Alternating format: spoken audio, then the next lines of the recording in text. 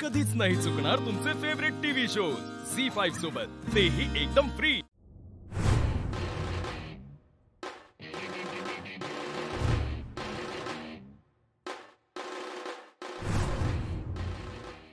सरकार आवरा, लक्षात ठेव पुढं। सरकार सरकार मेलो आपण। काय झालं? सरकार तुम्ही इकडं काय रे, तू इथं काय करतोयस? काही नाही। आणि तुला फोन करायला सांगितलं तर इतका वेळ लागतोय? मी केला होता फोन। आहेत कुठे अधिपती? मी त्यांना शोधतोय। कुठं? इकडं आले होते ते आत्ताच। आले होते? वय मग कुठे गेले? ते इथंच होते। असं येड लागल्यावर काय करतोयस तू? हा, येड लागल्यावर करायला हे कालपासून असंच करायला यार पाडल्यावर। याचा डोस चुकलाय का काय मला कळना। आणि तुम्ही काय डबा घेऊन आला आई साहेब? कशाला उगेच? तुम्हाला आईचं काळीच नाही कळायचं। तुम्ही जेवायला आला नाहीत घरी म्हणून आम्ही डबा घेऊन आलो। हा काय पार्सल बिर्सल काय तर मागवलं असतं की आम्ही। काय ना ग पार्सल बिर्सल, चला जेवण करून घ्या। बर या चला।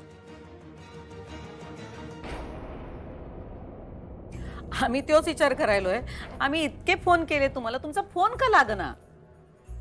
तिकडं नेटवर्कच नसणार, तिकडं हायवेला रेंज नाही। आता हायवेला रेंज नसते म्हणजे कमालच आहे का नाही?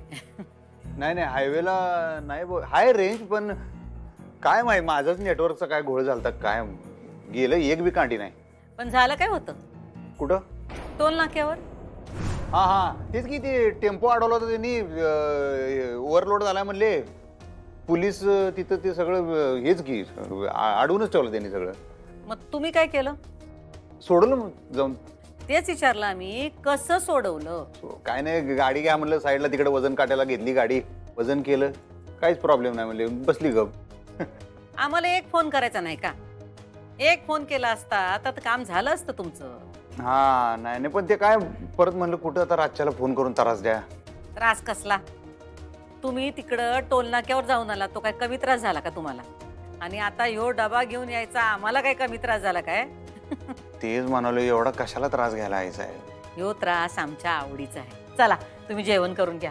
काय रे, तू जेवलास काय? जेवलो। हा हात धुवून हा, असू द्या असू द्या असू द्या, बसा, काय धुवायची गरज नाही, हात बीत आम्ही भरवतो तुम्हाला।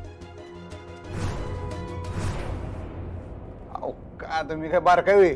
आमच्यासाठी अजून बी लहानच आहेत तुम्ही। लहान होता तेव्हा आम्ही भरवल्याशिवाय तुम्ही जेवायचं नाही बरं का? आणि जेवताना गोष्ट सांगायला लावायचा, एक घास काऊचा एक घास चिवचा, असं करत तुम्हाला भरवायचो आम्ही। तसंच आता मी भरवतो, हे घ्या, हा पहिला घास चिवचा। चिवचा बिवचा काय नाही, पहिला घास आमच्या आई साहेबांचा। बरं घ्या। अगदी लहानपणीचे दिवस आठवले बघा। लई नखरे असायचे बरं का तुमचे जेवताना, हे नग ते नग।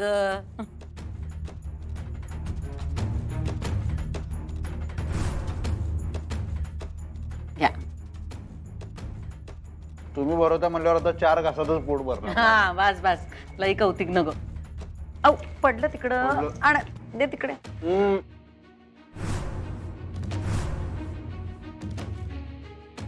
काय रे, तू कुठं निघालास ती बॅग घेऊन?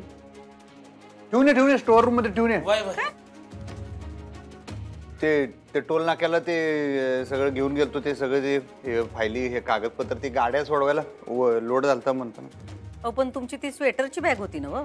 त्याच्यात ना बॅगेत होतं स्वेटर, पाण्याची बाटली, ते आहे सगळंच एकत्रच घेऊन गेलो मी, ते बॅगेतनच मग त्याच्यातच टाकलं, मग ते तसंच घेऊन गेलो। भरवा भरवा भरवा, आता पोटभर जेवेन मी।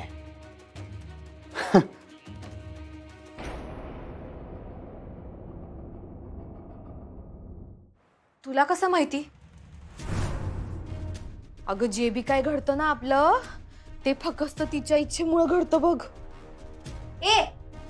आता ह्या सगळ्यामध्ये देवीचा काय संबंध आहे?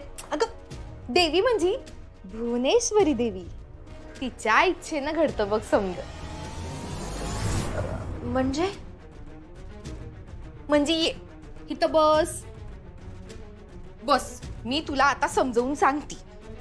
म्हणजे हे बघ, या सगळ्यामध्ये भुवनेश्वरी मॅडमचा काय संबंध आहे? अगे बाई, या जगात जे बी काय घडतं ना ते समद त्यांच्याच इच्छेने घडतं बघ. तुला घरात परत यायचंय ना व? एका पायावर तयार आहे मी. आम्ही सांगतो तसं केलंस तर तू लवकरच या घरात परत येशील. चालेल मावशे, पण म्हणजे अगं तू तुझं सबूत मोडत नाहीस ना. आमचा शब्द न मोडता बी आमचा शब्द कसा मोडायचा हे तुम्हाला कळत नाही. म्हणजे कळलं नाही ग मला. म्हणूनच सांगितलं, आम्ही सांगतोय तेवढं ऐक आणि तसंच्या तसं कर. सांग काय करायचंय?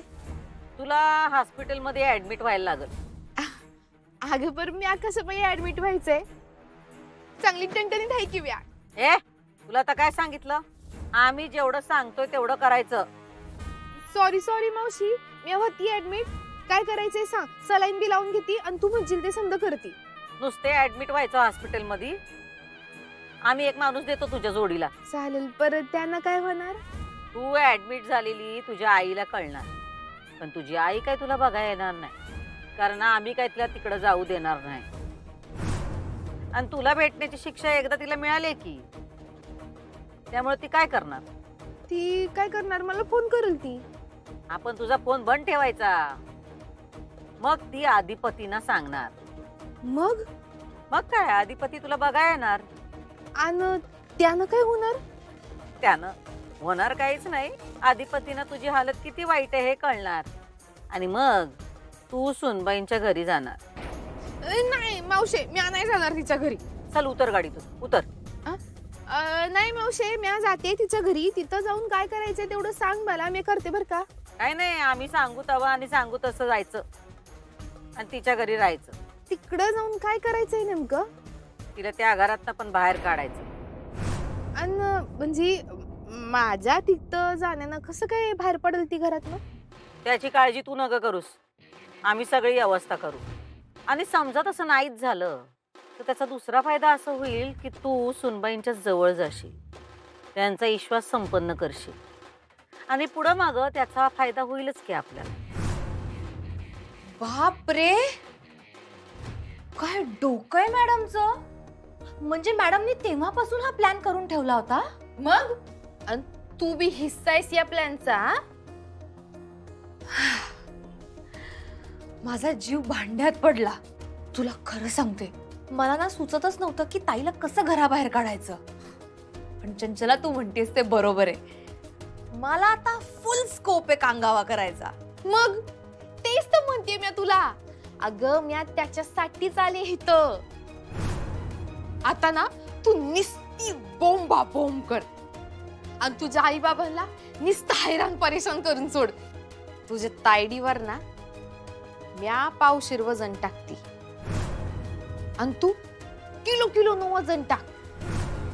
इतकी दबली गेली पाहिजे ना का बॅग भरून मला घेऊन सरळ बाहेर पडली पाहिजे. झी5 ॲप डाउनलोड करा आणि पहा सर्व एपिसोड्स एकदम फ्री.